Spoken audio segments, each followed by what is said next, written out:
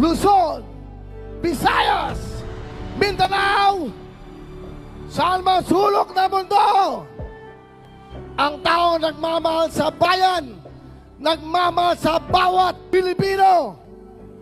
Mayor, former President Rodrigo Roa Duterte!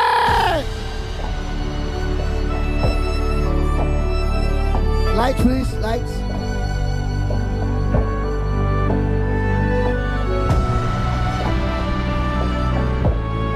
Sigaw nyo sa mundo!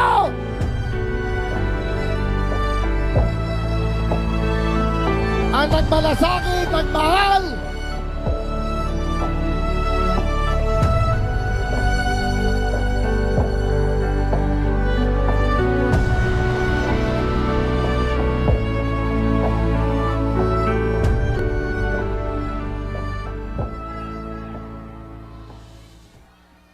kindly sit down.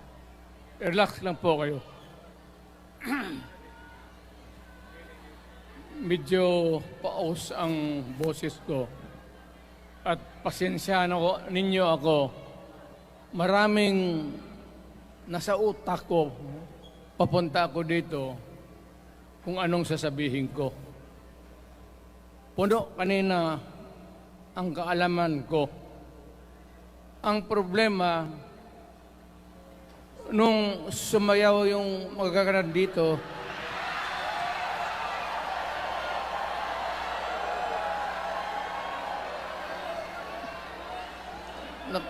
nakalimutan ko.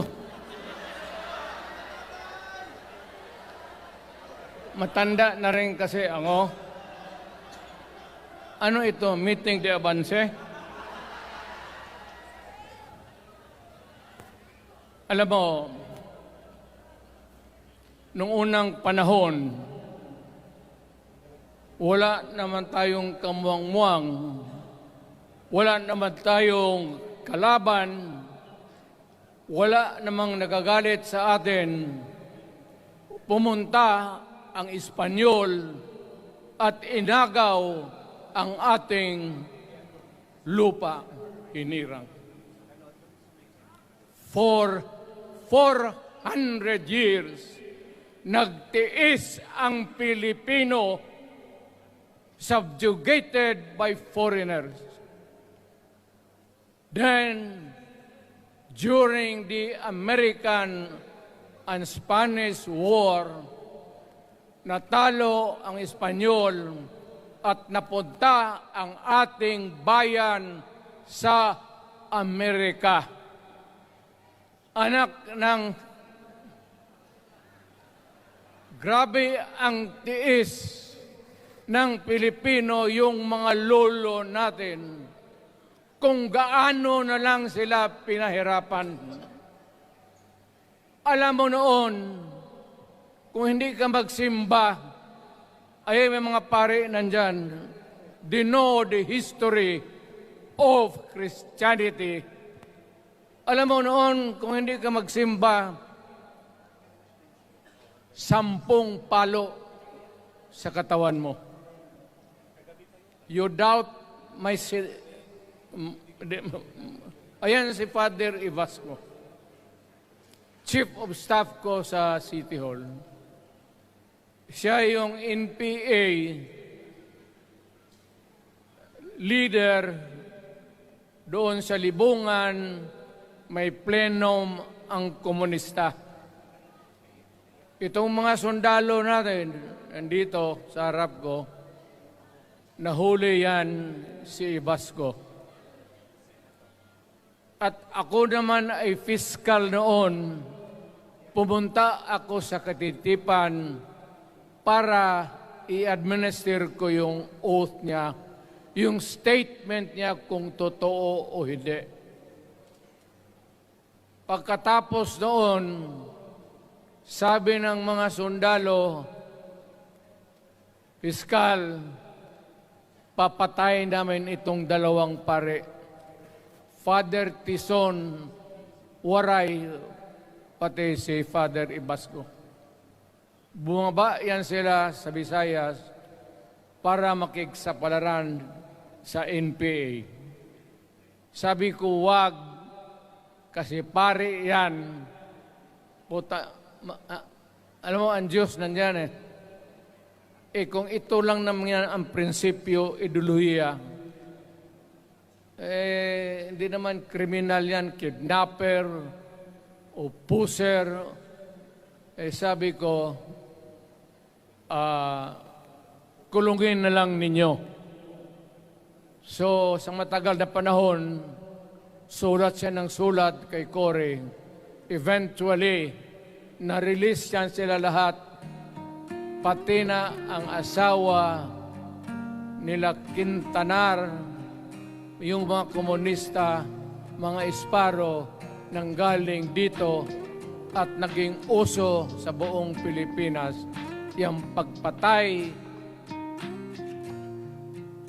Wala. Barangay captain, konsehal, military, navy, police, puro may pamilya. Anak ka na. Kakawalang kwenta yung ideolohiya. Kung hindi mo man lang mabinta sa mapayapa na panahon. So kinuha ko siya Chief of Staff, tapos umuwi siya sa Bohol, naging governor. Pare ito. Nandito siya ngayon,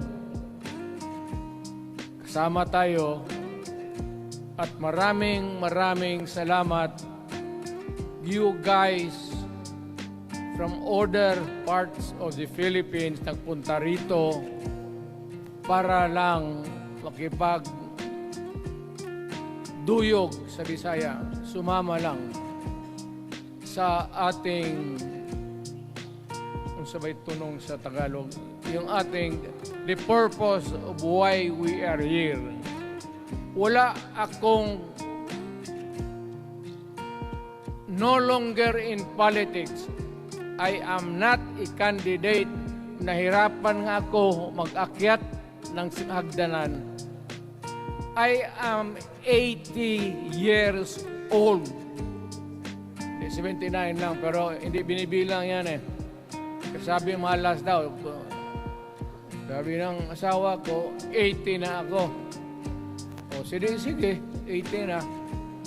Pero nung lumabas itong People's Initiative, okay man yan. Abogado ako. There are 3 ways of amending the Constitution. Mag-constitutional convention, mag-election tayo sa political districts ng representante para sa assembly to convene there and propose changing or modification of our Constitution. Itong People's Initiative, pati itong Congress, they would convert the Congress into a constituent body and propose the Constitution. Alinman dyan sa lahat, it will be submitted to the people for ratification. Ang problema dito, ako, Mr. President, Ma'am Lisa Araneta Marcos, hindi ninyo ako kalaban. Wala akong sinasabi ng masama. Hindi lang ako makakampanya noon. Alam mo, iniiwasan ko ito. Itong panahon na ito talaga ang iniwasan ko kasi mapipilitan ako ngayon magsalita laban ng mga tao sa gobyerno. Alam mo, Mr. President, hindi ako maghingi ng tawad. Kagawan mo yan eh. It is your responsibility sa sarili mo. What you do in this world binds you. Iyo yan. Huwag mong sisihin ang ibang tao kasi sarili mong utak at katawan yan. Nung ako'y mayor, pinakitaan ako ng evidence ng PDEA. Doon sa listahan, nandoon yung pangalan mo. Ayaw kong sabihin yan kasi magkaibigan tayo. Kung hindi magkaibigan, magkakilala. Ikaw pumapasok kayo ng alanganin. Mr. President, baka susunod ka sa dinaanan ng tatay mo. Diyan ako takot. Ayaw ko mangyari sa iyo yan. Pabor lang, ako namang nagmamakaawa kasi it will divide the nation at madugo itong panahon na ito. Alam mo, Mr. President, sabihin ko maya sa tao kung ano ka. Noong unang panahon, hindi tayo puro Bisaya nagkita-kita doon sa Luzon. There was a community of Filipinos. Galing Visayas, galing Ilonggo, galing Waray, galing Mindanao, galing Hulo, galing Lanao, Cebu, Samar, at Taas, Pampanga, Apare. Nagkita-kita yung mga minono natin. Kasi hinawakan tayo ng Espanyol, pati Amerikano. Nung dumating ang panahon na tayo'y nagkaharap na, sabi ng mga lolo natin, ano ang gawain natin sa bayan natin? Pwede ba tayong magbarangay-barangay lang o magkaisa tayo? Di na bale, iba-iba ang salita natin. It was agreed by the Filipinos then of all walks of life, Ma-Ilocano, Ma-Cebuano, mga taga Mindanao, they agreed to form a constitution.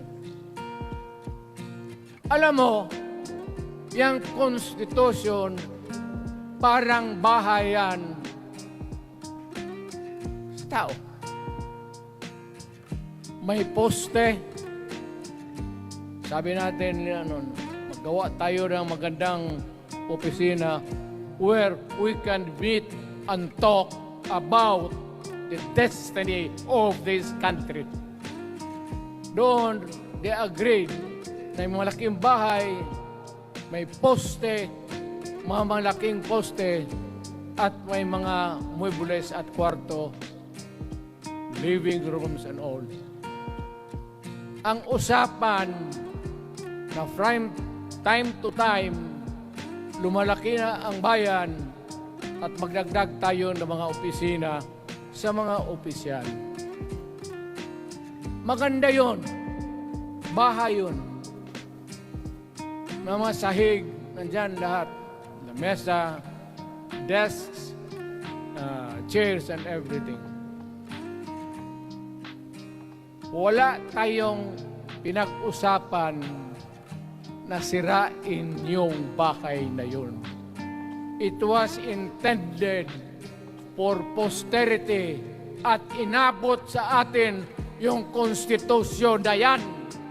Although it was amended and modified, but it is still the fundamental law since 1935 hanggang ngayon. At what keeps in Ilocano, Bisaya, Waray, Moro, bakit tayo nakaisa? Magkaiba ang salita natin, ang pagkain, iba? Ugali, iba? Bakit tayo andito ngayon? Dahil sa isang bahay. Yung bahay na yan, yung papel, the Constitution. Ngayon, ang Constitution is supposed to be a permanent thing. Ang batas na binigay ng Constitution sa Congress, sa lawmakers, they can make laws every day, modify, change it if they want, every week. Okay lang yan. Huwag ninyong pakialaman ang Constitution kasi yun ang bahay opisyal ng Pilipino. Anak ka ng, bakit pumasok sa utak ninyo yung People's Initiative? Anong nakain ninyo? There's nothing wrong with the Constitution right now. The environment in the Philippines seems to be positive, okay. Wala namang problema. Araw-araw, nakikita tayo. Punta Maynila, marami akong kaibigan, mga brad ko, mga classmate ko. Okay ang buhay natin. But suddenly, nandito yung People's Initiative. Alam mo, sa umpisa pa lang, nagdududa na ako. Bakit? People's Initiative manggaling sa tao. Dapat yan galing sa mga purok at doon sa barangay at doon sa DILG, ipasa nila sa syudad, sa probinsya at sa national office. Dito mga congressman,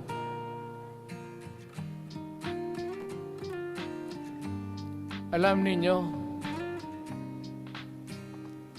kung magkaletse-letse yung buhay na ito, sabihin ko sa military, sirahan ninyo yung Congress. Magastos, nagbabayad tayo, nag-usek-usek sa kwarta. Sige pamayad para People's Initiative. So, what is the motivation? Galing ba sa puso ng tao yung pinipirma niya? Hindi yung pirma niya yung petition para ito, kaming nagsipirma dito, pumayag na merong pagkaiba ngayon sa Constitution. Pirma lang, pati pera. Anong klase yung putang ina niya? Ganon na lang ang tingin ninyo sa Pilipino. Pagka ganon, maghiwalay-hiwalay na tayo.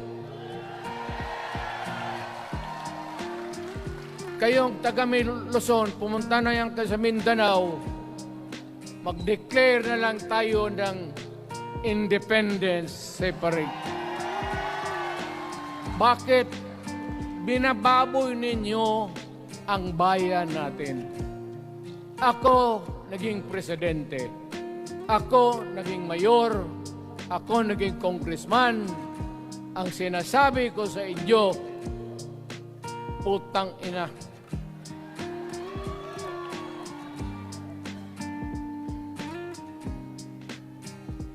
Malinis, no? Baka ihi mo ito, ha?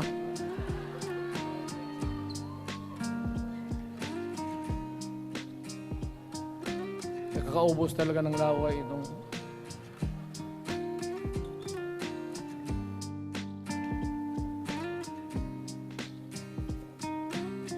What do you expect? The national government, particularly ang Malacanang, anong gusto ninyong response? Niwala kayong mga seminar na ganon. You never educated the Filipino people. You want the Filipino to remain ignorant para you can do what you want with the country. Yan ang totoo. Kasi ginagago ninyo para walang alam ang taong bayan. Well, kaming nakapag-aral at may alam kundi hindi katanggap-tanggap yung ginagawa ninyo. Sa umpisa pa lang, binibili na ninyo yung signature ng Pilipino. Yun ba ang People's Initiative? You know, national, provincial, city, munisipyo, then the barangay. Yan ang echelons ng power sa gobyerno. Hindi naman ninyo gigamit ang barangay at binigyan mo ng 20 milyones isa't isa sa kanilang mga congressman. At binibili ang Pilipino. Alam ninyo kung ano yan? Kaluluwa ang ninyo ang binibili ng taong bayan. Hindi ako papayag ng ganon. Nakapag-aral ako, hindi naman ako ignorante. Bakit ka mag-people's change? Ang problema ninyo, ganito. Ay, hindi pa. Pauna. Ang malas ng Pilipinas, every president, almost all, pag naupo na dyan sa Malacanang, walang ginagawa kung mag-isip ang mga putang ina kung paano pahabain ang termino nila. That's the problem. Bakit ganon kayo? Ang demokrasya may eleksyon. Para naman, tignan ninyo, Presidente Osmeña Bisaya. Ang napaalaala ko pa, Garcia Bisaya. Then, Magsaysay Ilocano. Then, si Quirino Ilocano. Ganon dapat. Ang eleksyon is a cleansing process. Gumagalaw yan. Huwag mong pigilan. Ngayon, kung ikaw nandyan, naupo ka, you stop the process of governance, hintuin mo, kasi pahabain mo ang termino. Gusto mo.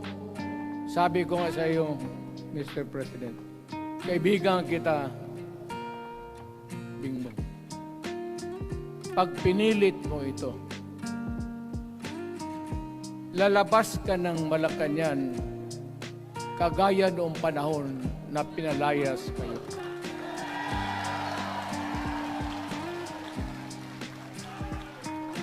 Alam ninyo, kung hindi na talaga ito mapigilan, nandyan ang military pati pulis, makinig kayo. Pag-aralan ninyo kung ano yung pinapakain nila sa taong bayan. At pagka nakita ninyo kung ano ang mali, you correct it. Nasa inyong kamay na yan. Ganito yung plano. Presidential, tapos parliament. Ang presidential, lahat kayo, ako, ikaw, lahat, hanggang doon, nagboboto, direct vote to elect a president. Itong parliament, prime minister lang ang magboto, yung mga assembly who are the congressmen now. Putang ina ninyo, wala akong tiwala sa inyo. Wala kayong prinsipyo, bukang pera kayo lahat. Yan ang totoo. Kaya gusto ko, pag nagka-letse-letse nga, pumasok ang military, palitan ninyo lahat. Arestuhin ninyo kasi nagsasayang ng pera at yung ginagastos nila is a fraud, swindling ang ginawa nila. You must account for the wasted money, for the money that you bought the signature of a Filipino. Bribery.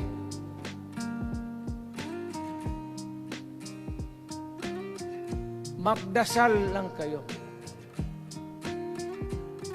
If by the grace of God, mabalik ako,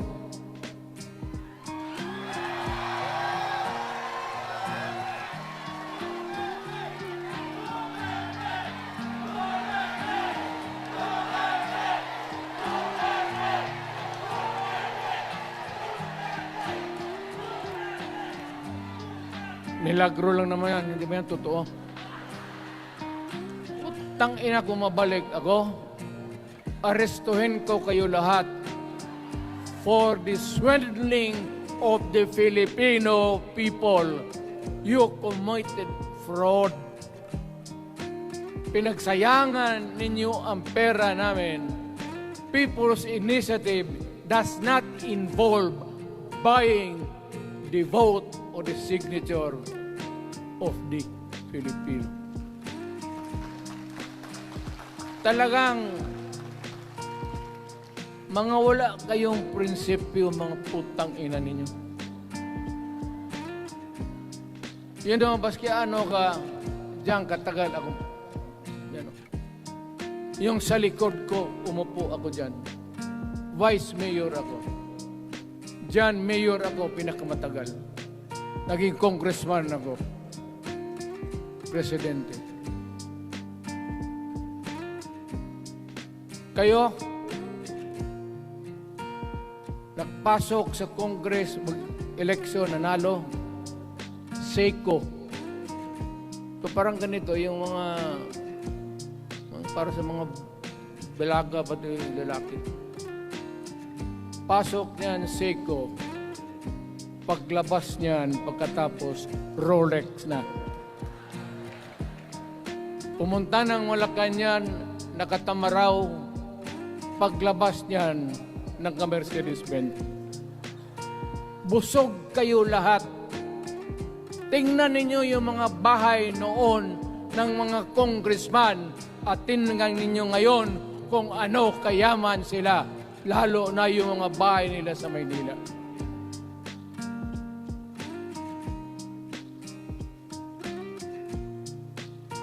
Wala kayong masabi sa akin. Alam mo bakit diretsahan ako magsalita? Ninipahat, wala ako. Paglabas ko sa Malacanang, lipad ako dito. Pumunta ako sa bahay ko para mag-retire. Ayaw ko sanang bumalik. Ayaw ko na. Matanda na ako. Putang ina, napapandol lang ako dyan eh. Kaya lang, marami akong magandang naisip kanina papunta dito. Kaya yung sumasayaw lang kasi yung mga ali. Nabakante tuloy, nakalimutan ko kung ano ko nang sa tangina. Huwag kayong magpaloko. Alam mo, Parliament, ang ambisyon niyan, karamihan, galing kay Lisa Marcos pati kay Romualdez. Bongbong bangag yan.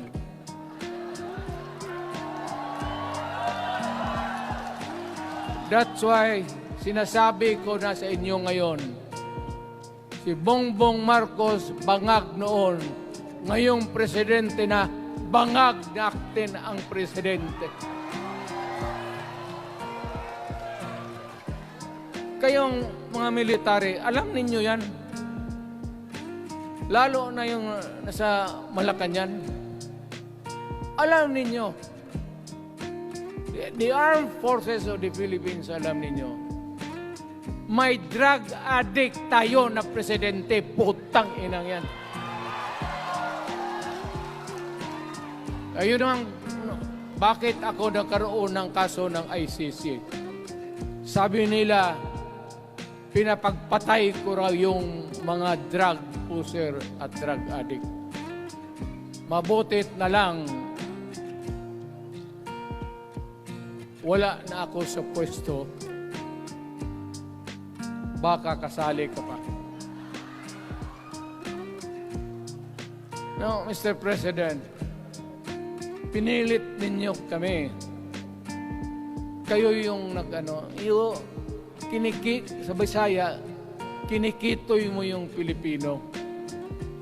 You are testing the waters. Not even. You are, pushing to the limits ang pasensya ng Pilipino. Wag na wag mong gawin yan. Wag mong gawin yan, wag mong ituluyan kaya magkagulo. Pag hindi namin napilitan kayo sa mga rallies, sa aming mga boses, ang sentimento namin, ako'y sinasabi ko sa military, nag-hemorrhage ang bayan, gastos dito ng gastos doon. Tapos kung mag-speech, ang pinag-usapan ang putang inang pobreng Pilipino. Gastos dito, gastos doon. Mga military, maawa kayo sa bayan. Pag hindi namin kaya, gawin ninyo. Gawin ninyo, kawawa ng Pilipinas.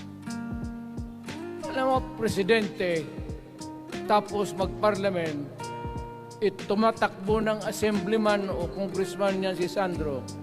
Tapos ipasok nila sa assembly, gawain nilang prime minister. Yan nga ang sakit ng Pilipino. You want to perpetuate yourself in power at the expense ng buhay ng bayan. Mabuti sana kung bright kayo. Kung drug addict ka lang naman at may asawa kang hungry for power, tapos may isa itong taga Leyte, gusto siyang mag-prime minister at gawin niya itong bongbong, diyan ka lang, ako ang bahala.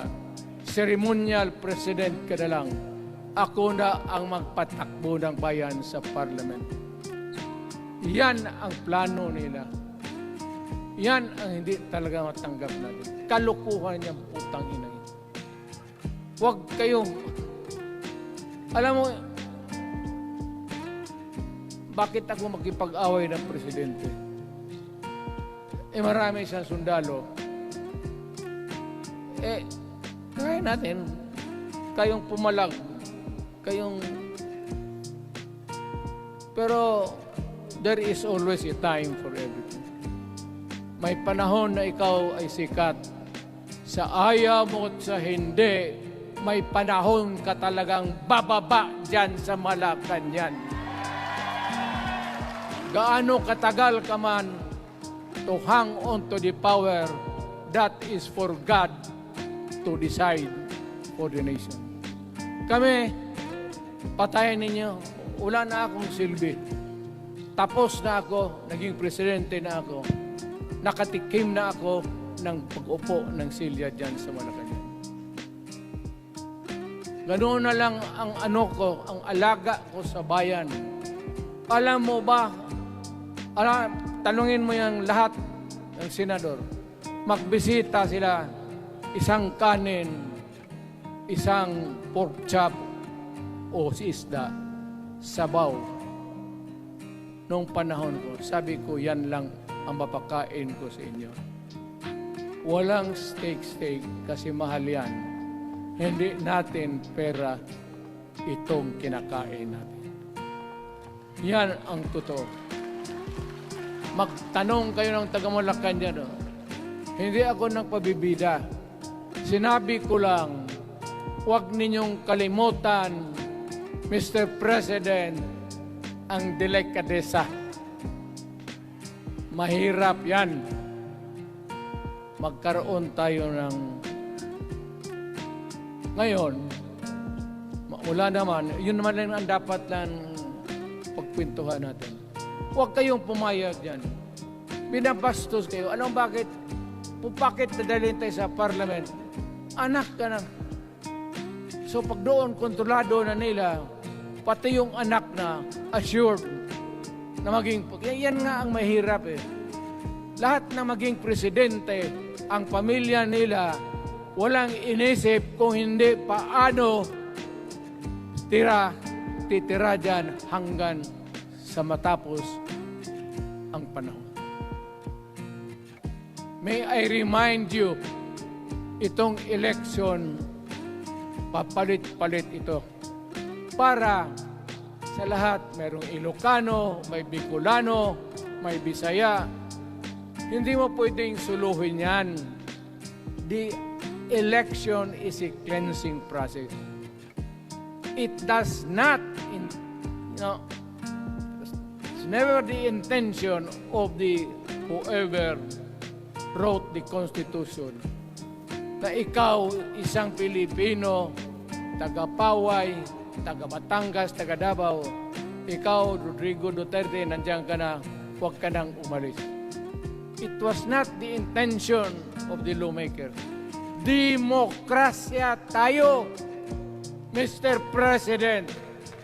Huwag mong kalimutan na isang term ka lang pagkatapos bababa ka na. Pag ayaw mong bumaba, putang ina, magkagulo ang bayan, sabihin ko sa inyo. Ngayon, nakikinig kayong mga military.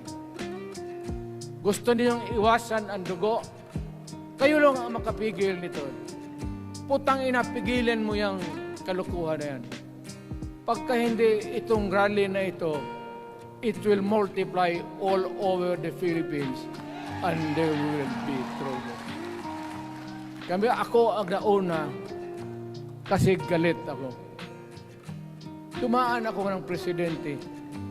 Not even for a minute did I think or was thinking of extending my term even for one day.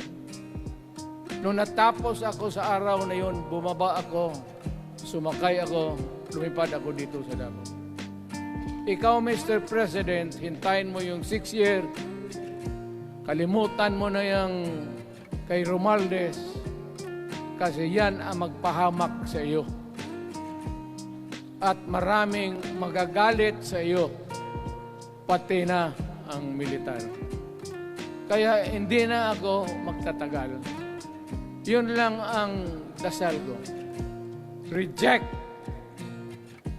Protect the Constitution. I am calling now the armed forces and the PNP. Protect the Constitution. Trabaho ninyo yan. Huwag ninyong kalimutan. Kami, inyong dapat, you should worry about the nation. The millions of Filipinos. Huwag kayong mag-isip lang ng isang pamilya. Putang ina. Ilagay ninyo sa utak ninyo yan. Bahala kayo. Balang araw, magsisihan. Pero kasi umuulan naman, hindi ulan. Hindi. Shower lang yan doon sa Malacanang. Ginagawa nila pasirit doon.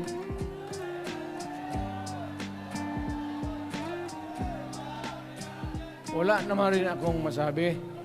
Kasi hindi man ito eleksyon. Nakafocus lang ako sa People's Initiative and the way that they are handling the process of the People's Initiative.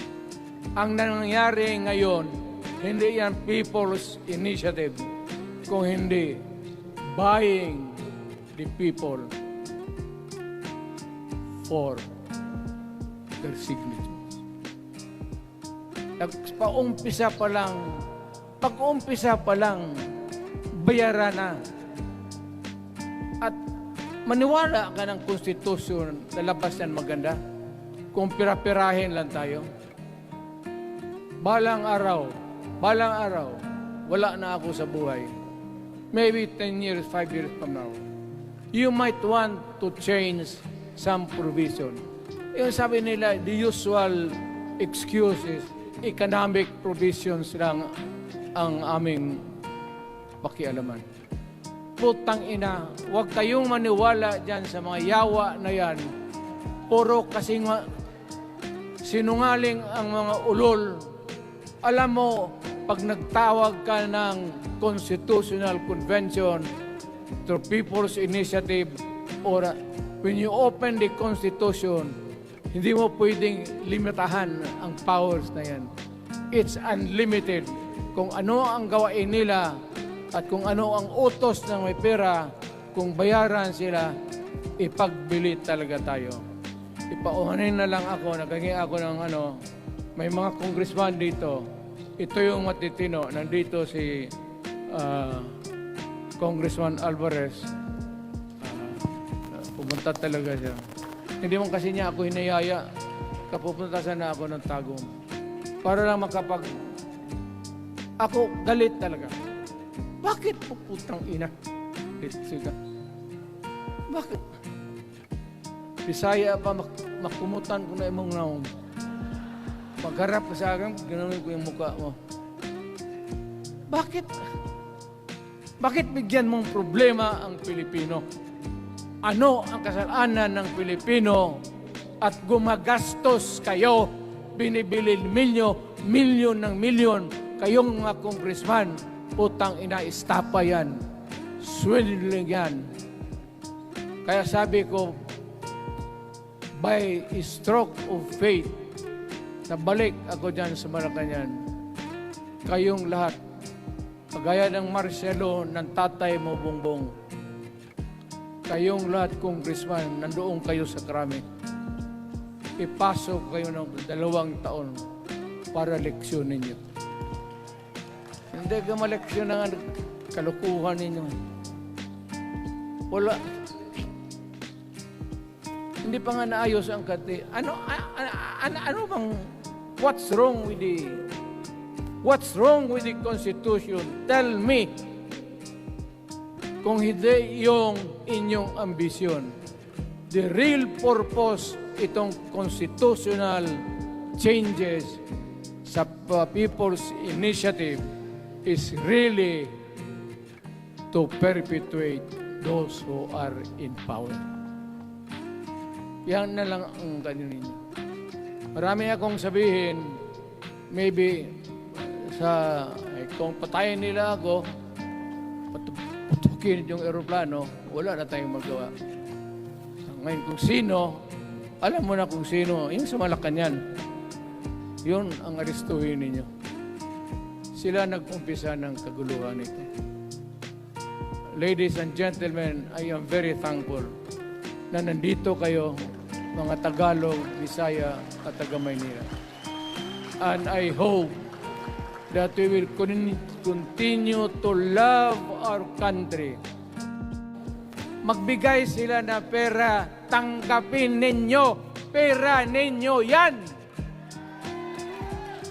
Hindi ba ninyo na sa isip ninyo? Bigyan kayo ng 1,000, 100, tanggapin mo. Pera ninyo yan. Pati yung sa bulsa nila, kinakain nila, at pinagbili ng bahay kung saan-saan, pera ninyo. So, make sure na bago kayo lumabas sila naman sa mundong ito, may panahon lahat, mamatay tayo. Mag-iwan kayo ng isang prinsipyo. Sabi ninyo sa mga anak ninyo, tinanggap ko yung pera kasi pera natin ito, ibili natin pagkain. Pero yung prinsipyo natin, huwag natin ipagbili. Yan ang iwan mo sa mundong ito para sa mga anak ninyo. At yan ang dadalhin mo sa langit. Pagka sinabi ni San Pedro, anong nagawa mo? May ginawa ako para sa bayan. Tapos magsabi sa San Pedro, ano pa? Yung mga ibang bagay na ginawa mo, mga kasalanan, mga kabit, ganun. Sabihin mo kay San Pedro, nandito ako sa langit para makipag-isa sa Diyos. Pag hindi ka tumahimik, yung manok mo, hawakan ko, ilambos ko yan sa ulo mo. Utang ina ka. Buksan mo yung puwertahan at papasok tayo. Magkita-kita tayo sa langit. Lahat kayong hindi nabili, sigurado ako, langit kayo. Kaya basing anong kasalanan ninyo, okay na yan.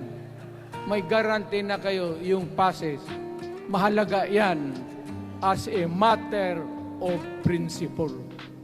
Prinsipyo sa tao. Maraming salamat po.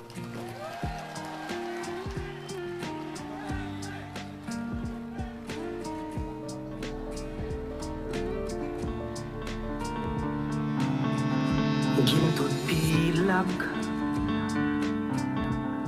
Mga kababayan, ang mahal nating Pangulo, Rodrigo Roa Duterte!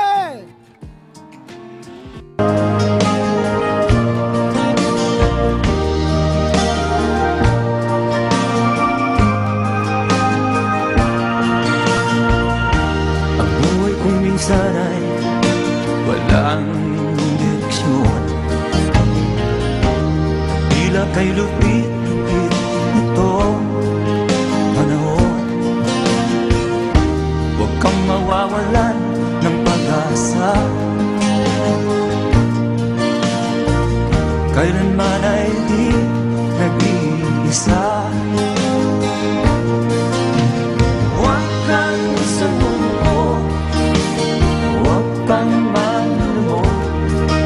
Ituloy mo ang laban, bangon kaibigan. Ituloy mo ang laban, bangon kaibigan. Kahit ang landas ay magulo, masikip, sa pagsisikap mo ay kakampi.